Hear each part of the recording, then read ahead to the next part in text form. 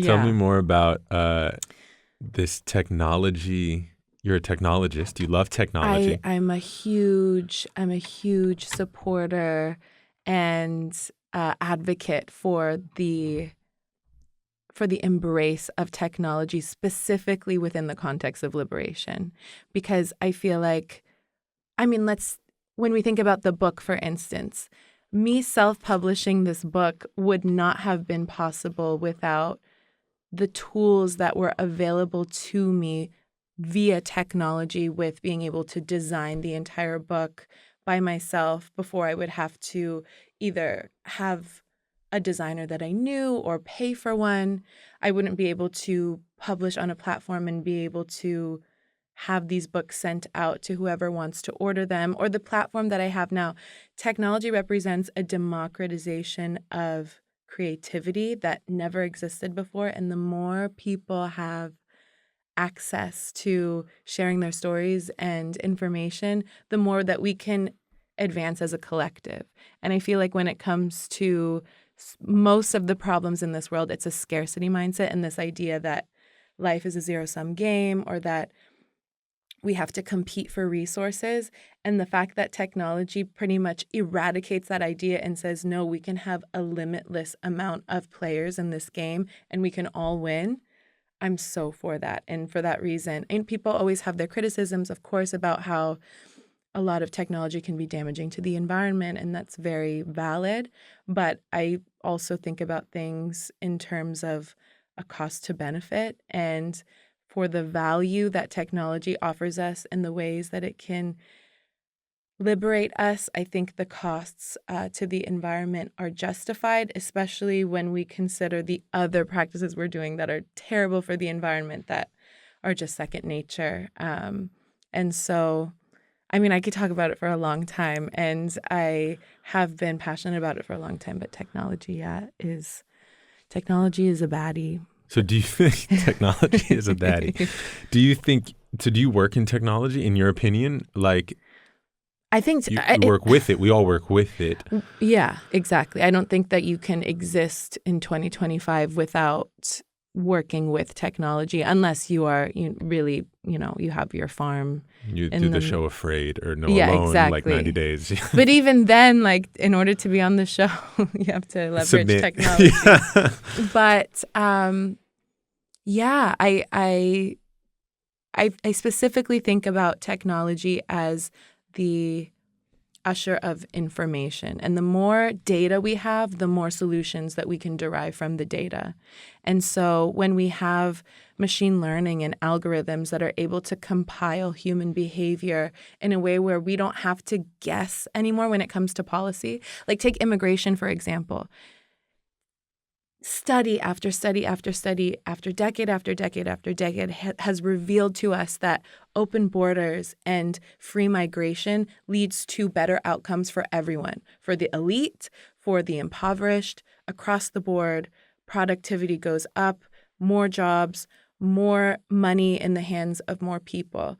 But the only reason that these ideas have been rejected have been because of a lack of information, because of censorship of information, because of a group of people who still believe in a scarcity mindset and this idea that if someone else gains something, then I lose something, when that's just not how the universe operates, and it's never how it has operated.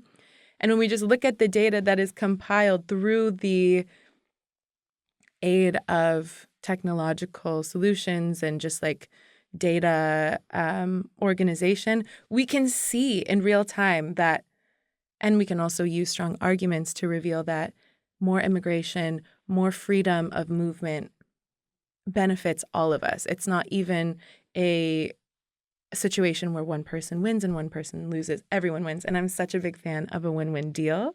I feel like we need more of those. And I think they're possible if we use the data to illustrate these ideas, which is a lot of what I do online. I use my background kind of within the formal education world to leverage using strong data and strong arguments to bring ideas forward in a way that is palatable and fun, because for a long time we've had incredible studies. I always talk about this. We have a strong academic world where people have spent their whole lives researching ideas and wanting to share them with the world, but it's just not sexy and it's not approachable, and people get bored and they don't want to engage with it. And so what I really want to do, not just with my platform, but I'm really trying to get others who are in positions of privilege to leverage their privilege, is to make these ideas that benefit more people than themselves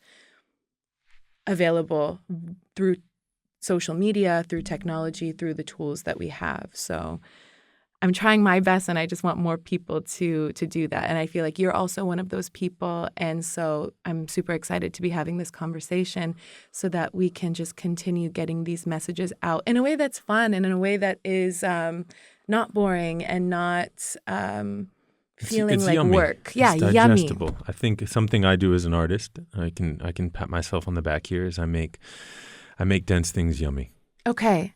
Like, I make them like food you want to eat. Yes, exactly. And I think that that is something that's accessible if we choose to. But for a long time growing up, I don't know if you've had this experience, this idea of embracing your yumminess and embracing silliness or not being serious, especially within professional settings, it has been a punishable offense. And so it's something that has been difficult for me, but I'm so grateful that I stuck to it my entire life, kind of rejecting these ideas that I have to package things in a way that feels bland or in a way that feels professional or in a way that the gatekeepers like for it to be packaged, and instead to add color and add nuance and add fun and add approachability to these concepts that have been talked about for thousands of years. Even,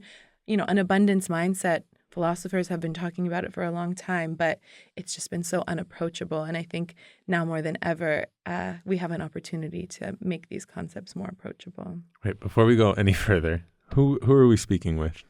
Hi, my name is Dellara. I am a girl who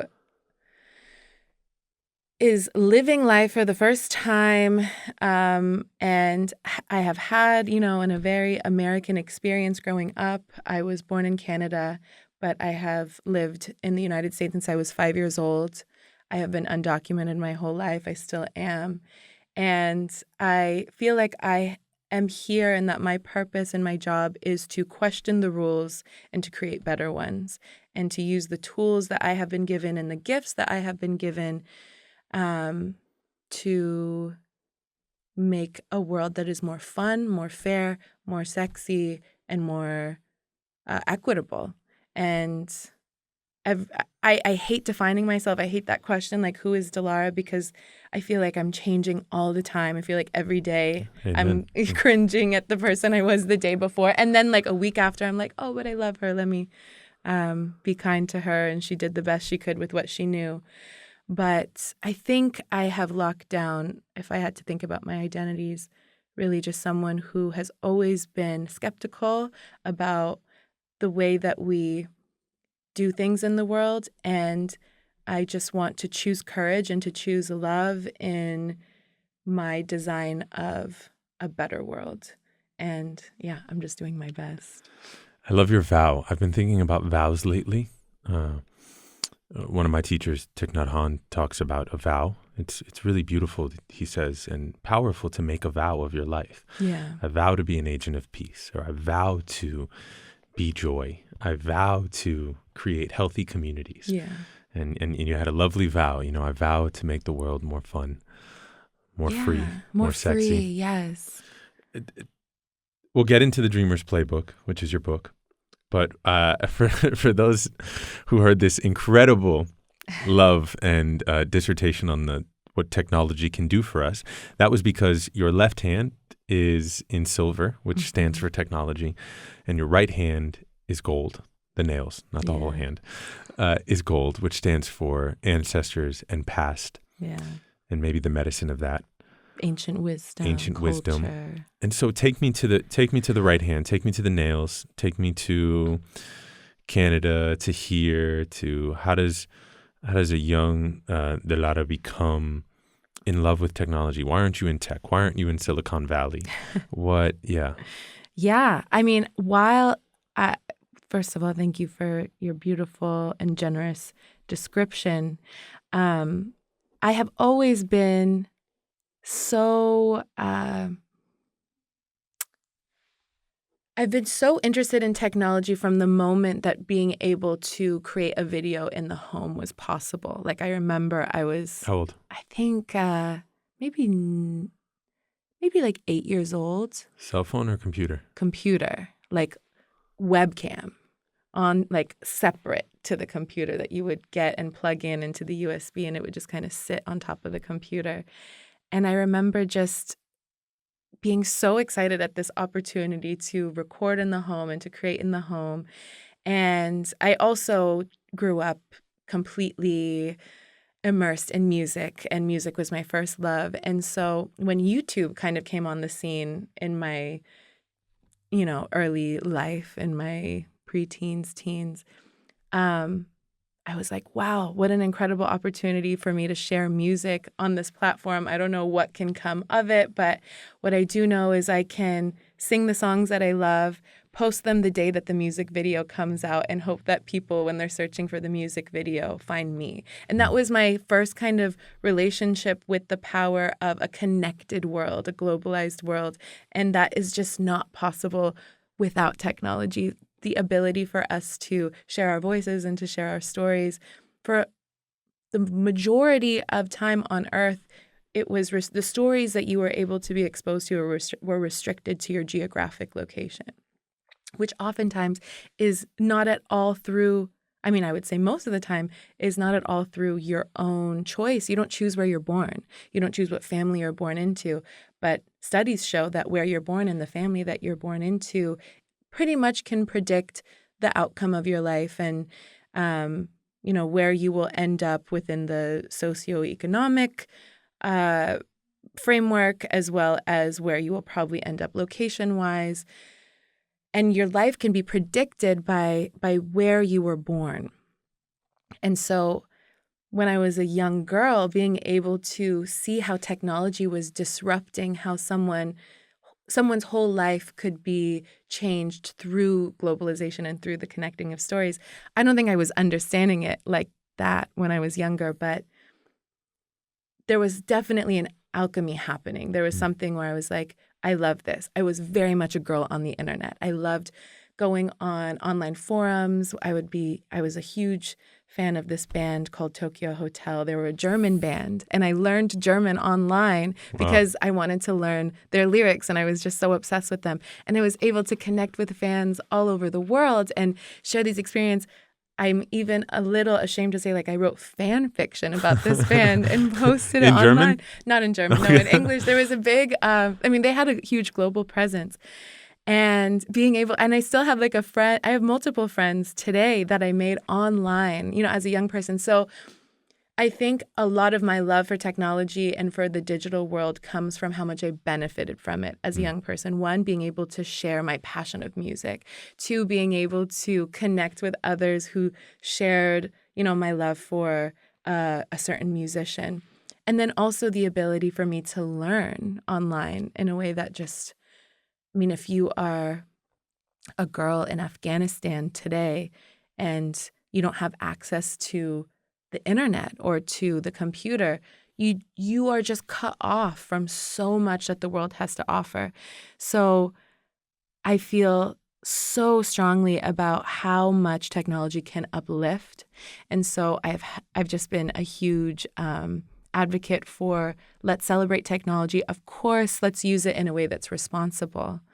But once I got to law school and I started learning about the intersection between artificial intelligence and like machine learning and the law, and the way that we actually still are in this kind of impasse where policy and the law is not able to accommodate how quickly technology is advancing. I think from a policy standpoint, we need to celebrate technology and we need to quit with this rejection of it in order for us to come up with effective solutions. I always use this example. Photography was something that was very much criticized and rejected at the time of its inception and popularization because they were like, this isn't art. This is not legitimate. This is an abomination. This is witchcraft. Like, how are you able to press a button and then capture something that painters would have to slave hours away for? And it was very much this sweat of the brow doctrine. And it's, again, a scarcity mindset, this idea that, like, if this comes in, then I'm out of a job, where that's absolutely not what happened. It created a new type of art where people now were celebrating abstract art that just didn't exist before the invention of photography, because now let me try to figure out what I can do that a camera can't. And in the same sense, I love the creative promise that technology offers, because my big dream is that technology is able to do all of the jobs that humans do not want to do, even the ones we've convinced ourselves that we think we want to do. Such as formatting, not editing in a creative way, but I think about, like, I don't think anyone has a dream to be an accountant. I think it's something that is done out of, survival. I think you can be good at it. I think that you can find the silver lining in it. I think that you can leverage it to pursue what your dreams are. But I am very much a believer that all humans do have an innate desire to create. And my dream is that I want to say that all humans are creating. Yeah, that as well. We take an active role in creating a lot of stories and fabrications and things we believe in and habits. And every choice is a creative act. Every moment we have the opportunity to choose one thing or the other. If we really boil it down, I would say it's choosing between love and fear every time. If conscious, yeah. Because when it's habit, I believe it's not conscious. Of course. It's just like reaction to... It's like an algorithm. And that's one of my other big beliefs, is that I don't think there's actually that much difference between the human mind and an algorithm. Oh, it's what consciousness does. It's what consciousness does, and it's just, everything that we do is an amalgamation of everything we've been exposed to. And that's why I love technology, because it increases the surface area of what we are able to be exposed to. But going back to my dream, I really wish to live in a world where machine learning is able to replace anything that humans don't want to do, so that humans can do what they want to do. Well, how do they do that? My hope is that the productivity, the GDP that is produced through the machines doing the jobs that humans otherwise would be doing, would fund a universal basic income that would... God willing. And there's so much data and there's so much science that reveals how great of a policy it would be. And I do think that in my lifetime I will see it. I really do. You think in your lifetime you'll see universal basic income in the United States? Yeah, I was having this thought. In the world. I was having this thought yesterday, where if we look at the graphs of anything, if we look at population growth, if we look at the rate of data being produced over time, it's all an exponential curve. How are we going? When we look at nature, everything, if we were to view it on a graph, is on an exponential curve. Even if we look at the ways in which stars are created today, I always think about this, like pop stars. The careers are being made in not just half the time it used to take, for us growing up, but even like a tenth of the time. And it's just getting shorter and shorter. Ideas are spreading faster than they ever have at an exponential rate. And so if that's the case, who am I not to believe that it's possible that we will see a universal basic income in our lifetime? I think maybe that's even thinking small. I think that we don't want to accept the fact that things are changing so fast because it's scary, and naturally so. But if we accept it and then we think, how can we leverage how fast things are changing in order to create a world that we all benefit from and we can all have the most fun in, let's do that. And it's kind of what I'm trying to figure out right now, and trying to build a community around and one that isn't reacting to how fast things are changing with fear, but instead with love and with a creative and excited and in control kind of approach to what is happening right now. But yeah, I think that it can all be funded through the work of machines, which is another reason why I love technologies, because that wouldn't be possible without it. It would essentially liberate all humans from the shackles of work that they don't want to be doing. The universal basic income would pretty much eradicate all poverty, and you would be able to go out into the world and know that everyone's doing what they want to be doing and not what they have to be doing. Are there people who are going to take advantage of the system? That's always the first critique. Maybe, and there's a percentage of people that would. But I, one, think that there is a portion of the world that needs to heal, and they deserve to rest, and they deserve to recalibrate and rejuvenate so that they can show up as the highest and best versions of themselves and then offer something to the world that we can all benefit from. But I also think that naturally, because we are creators, I don't think if you have the ability to do what you want in this world, I don't think you would want to just get by on, your universal basic income check and chill when the world has so much to offer. So You're a believer in humanity. yeah, I am a believer in love, humanity, and its ability to win and to maybe win is not the right word. It's to be unveiled, to be revealed. And I think for a long time it has been censored purely due to a scarcity mindset, which was developed and embedded in our biology because thousands of years ago, without technology, it was a much scary world. In order to survive, it was so much more difficult. And now, with the help of technology, we are able to allocate the energy that we used to be spending to survive and to instead create. What do you think about all these movies where technology, it like gains consciousness and then turns against us? Sure, but also there's that's one aspect of them, and then there's the other aspect that's like we were so dependent on technology and then it short-circuited for whatever reason, World War VII, we don't have access to it, and so we're like screwed. So this is my take on that. I think in the same way that when we go to school, we have to learn long division before we use the calculators in order to understand how to do it in case the calculators don't work.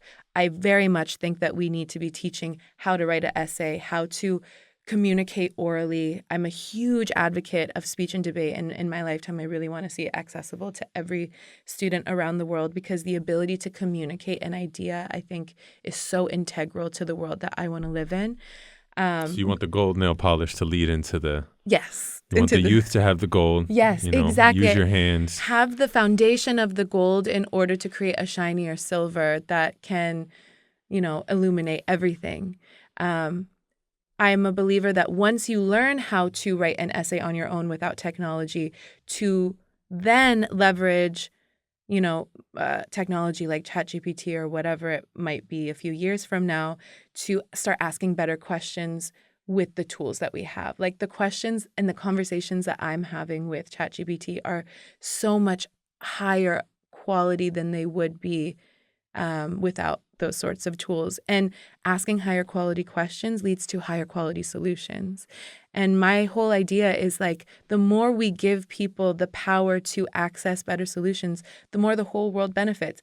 That person who is in poverty can come up with the cure to the disease of the wealthy elite, but we have to give them the tools to do so. And we can't allow the wealthy elite to think that their success is dependent on the oppression of the poor, but instead to think that their empowerment can be contingent on the empowerment of those who don't have those resources. Well, tell us about this. The Dreamer's Playbook was, I had a very Doechii experience with this. I don't know if you're familiar with Doechii and her career.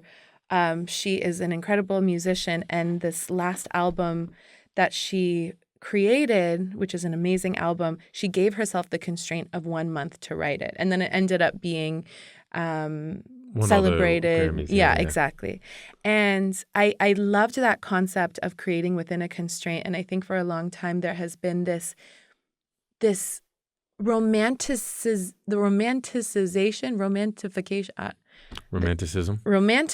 of suffering and of, again, the sweat of the brow doctrine, that the more effort and the more time that you put into something, the better it is. And this book was really just born out of an idea that, let's just say the technology all gets shut down. How can my community access these ideas and this information that has been helpful to me in a physical format and one that is not dependent on a platform or social media? And so I just thought to myself, let me just brain dump everything that I have learned and that has been helpful to me in my life into a document, essentially, and let me use the beautiful tools of 2025 to create a book that for a long time would only have been possible through the approval of gatekeepers. And I just thought there was something so fun and cunty about doing it on my own terms and just not having anyone give me permission and just seeing what happens with it. I'm still learning so much through the process of distributing a whole book. But I'm also a big believer that the best lessons are learned through going through that experience. And of course it requires, patience and understanding from my community, which thankfully I feel like I've spent the last few years cultivating. And I do have a strong sense of trust from my community, which is amazing. But it's really just a book of all of the things that worked for me and the things that didn't work for me. And my hope is that people can use it as a way to propel forward so that they can come up with effective solutions that make the world a better place. I'm such a believer that everyone should self-publish a book. I'm such a believer that everyone knows something that someone else doesn't. And if we stop hoarding and gatekeeping knowledge and subscribing to this belief that if I had to suffer, then you had to suffer too, and instead think, what if I bring you up to speed and then we can go further together? I think that the whole world can really, the whole collective can advance much faster. And it's a very selfish kind of pursuit. I think people look at the book and they think, oh, how altruistic of you to share all of these ideas that, you had to suffer to acquire and to learn.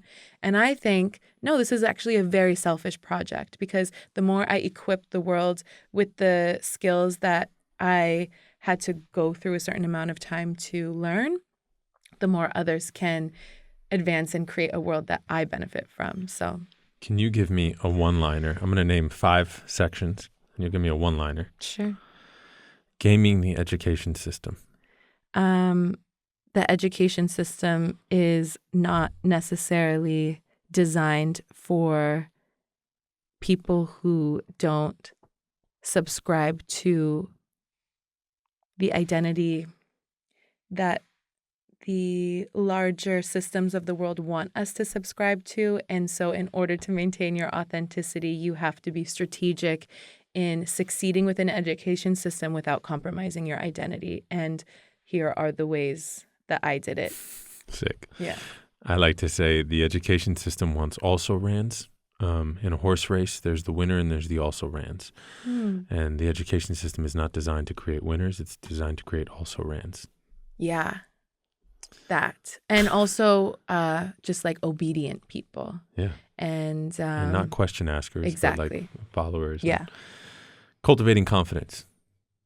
You need, in order to survive in this world and to create the world that you want, you need to have confidence. However, the world benefits from your insecurity. And so it is not the easy route to cultivate confidence, but here are the tools to do it. The system benefits from your insecurity, meaning the way I hear this is you're not enough by this. You're not this by this. And you're not exactly this by this. Yeah.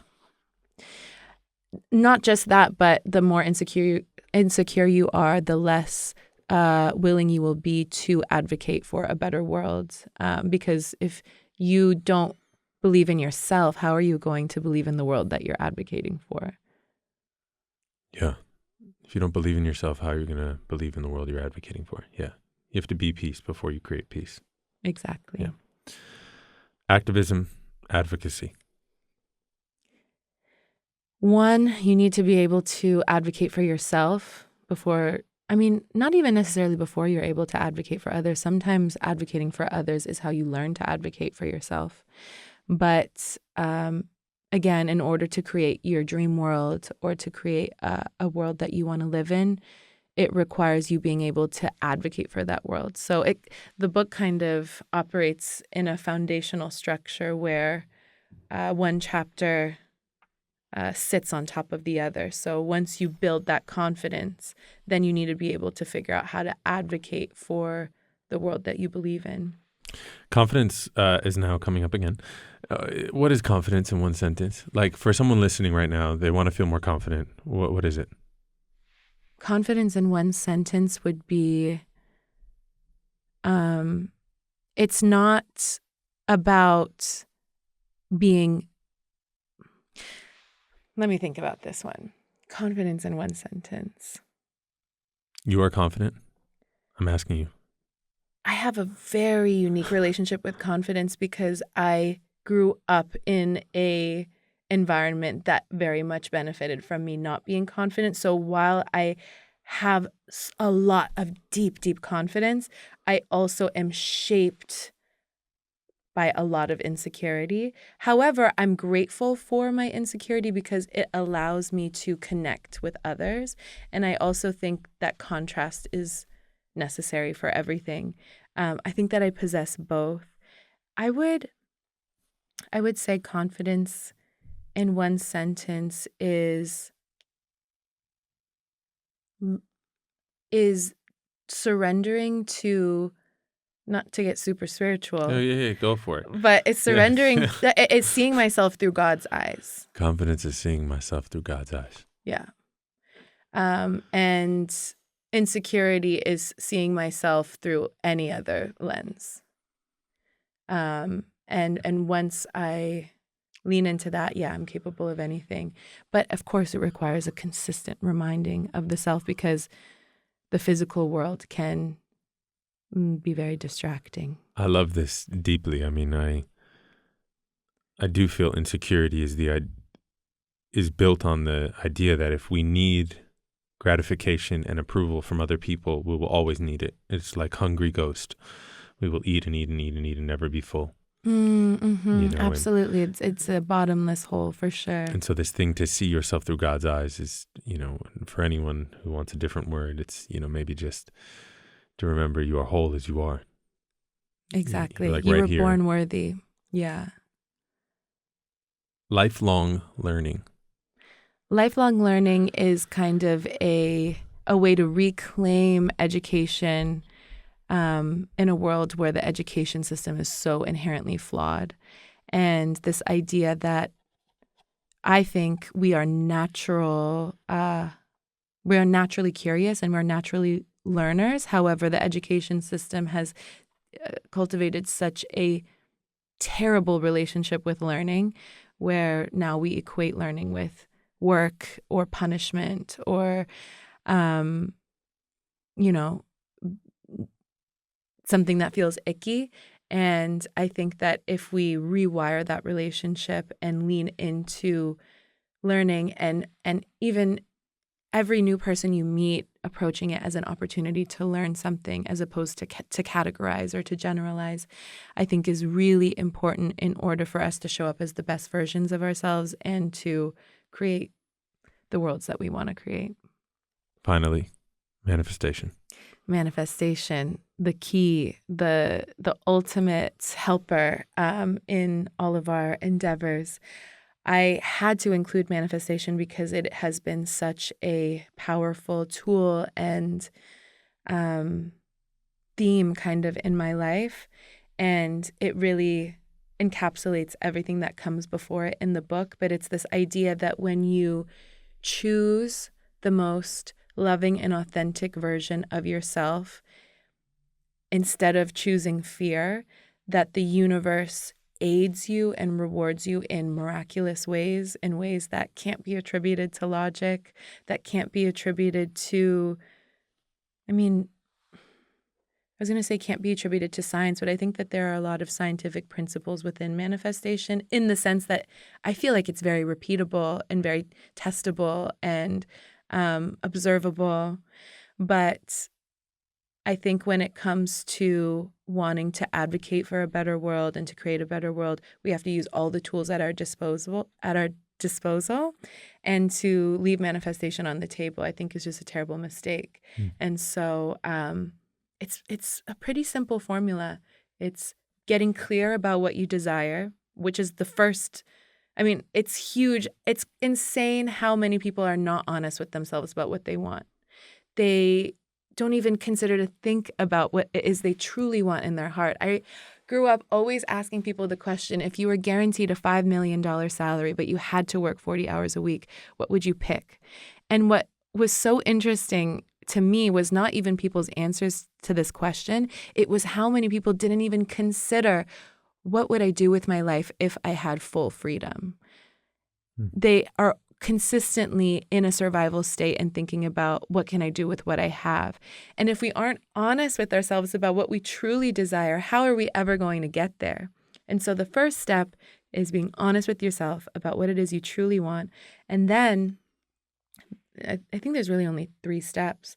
The second step is to stay in a vibration that would match what it would feel like if you had that desire now. So that is a vibration of gratitude, a vibration of enlightenment, a vibration of love. And there's a couple ways you can do it. You can either gaslight yourself into accessing those vibrations. You can visualize, you can meditate. You can also choose activities that are available to you now that can match with those vibrations. Like for me, when I walk through nature, when I listen to my favorite music, I am in such a high vibration. And without realizing it, I am magnetizing these desires into my life by not waiting to give myself permission to access that vibration until these desires have materialized. And once you're there, step 3 is just throwing it in the bag. They'll come. They'll come. And they might not come in the time that you anticipated. And when it doesn't come in the time you anticipated, it's because there is a much better time. And I am a huge believer in divine timing and how everything in this life that ended up happening later than when I thought it should have come into my life, I'm able to confidently say that I was so grateful that it didn't come a moment sooner. And so, yeah, all of these principles, I think, are just extremely important for anyone who believes in dreaming and creating and living in a world beyond what others might think is possible. Where can people order the Dreamer's Playbook? They can order it on the dreamersplaybook.com. It's also linked on my social media, which I feel like might even be easier, but you can find it anywhere. And I just hope that it can reach the people that need to hear it and need to read it. It's already of course, a feat to create the book in itself, but I really don't care about that. For me, I just want to impact as many people as I can. And so I'm excited to see the journey of the book and whose hands it ends up in and whose lives it can change. And yeah, I'm really excited about it. Any questions for me? Questions for you. What is a moonshot dream for you? A dream that you think is so grand that it might not even be possible. Oh my gosh. What is a moonshot dream for me? A dream that is so grand, it might not even be possible.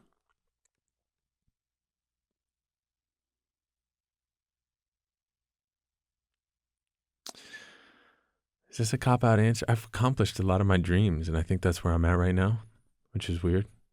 I would I would still take an Oscar, but it's not the thing I think about the most. I think about liberation. Yeah. I think about these kind of unimaginable feelings that are literally like they're imaginable in these sort of great beyond ways. I think about liberation. I think about this. The older I get, the more healed I become, the less ambitious I become. And I think about being a source of liberation for myself and for others. You know, I talked about that vow. Yeah. I vow to be an agent of liberation, and I say this daily, and I practice it. I try to do my best. Yeah. And I don't even know what it looks like. Yeah, sometimes it does feel like an impossible dream, especially when we think of like how much suffering and how many thousands of years that we haven't been able to achieve it. But I believe in your dream, and I don't think that it's impossible for the first time. And I'm so grateful that we were born when we were born so that we could witness it. And of course, it's a ever unfolding, and liberation will always continue to mean something different. But as far as, people being able to live and not suffer, no matter where you're from and no matter what cards you were dealt, I believe in that dream. And I feel like when we collectively dream the same dream, it gives it even more power and more possibility. And I'm really excited. And I hope that one day we can record a podcast about all the ways in which those dreams are coming true. Have come true. Yeah, have come true. In a lot of ways, yeah, they are, and we're witnessing it right now. I mean, so many of these issues no one was even talking about. It was so scary to talk about for a long time. Not no one, of course, the brave pioneers that have given us the ability to freely talk about so many of these deeply personal and impactful issues. But it's a cool time to be alive, for sure. Do you have a minute? Yeah. Because I'm coordinating next schedules. Yeah. Do you mind grabbing the person out front?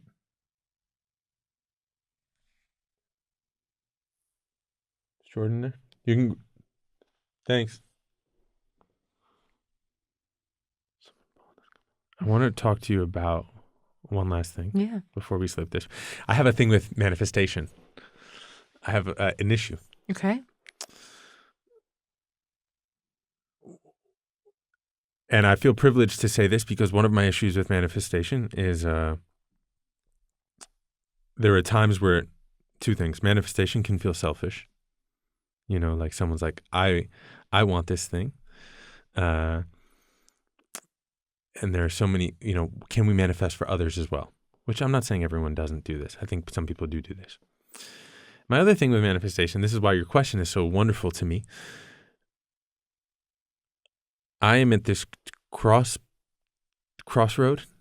in my life where I am trying not to set a goal, but to receive my purpose. I have set goals and I have walked after them, and I've filled up a Wikipedia page, and I have accomplished things, and I have a resume, and I've reached them, and I'm like, and I wasn't always the happiest in them. Yeah. And so I'm trying to listen more than walk towards. And manifestation sometimes feels like a walking towards a thing. And I'm trying to listen to to be moved more than to do the moving. Well, this reminds me of I'm sure you've heard the quote before by Rumi. It's when you walk, the path appears. Yeah. And I think that very much will be the case when you are walking in your authenticity and what feels like the truest next step to you. More manifest. You end up attracting the things that you forgot that you desired. And that's why I think it's really important to write down like a list of desires. the longer the better. And what I will do is I'll revisit it years later and I'm like, oh, I didn't even realize I wanted that and I got it. And it was because I was walking in my truth. And you just end up inadvertently attracting the things that you wanted. And I would say, yes, it is selfish, but in the same way that your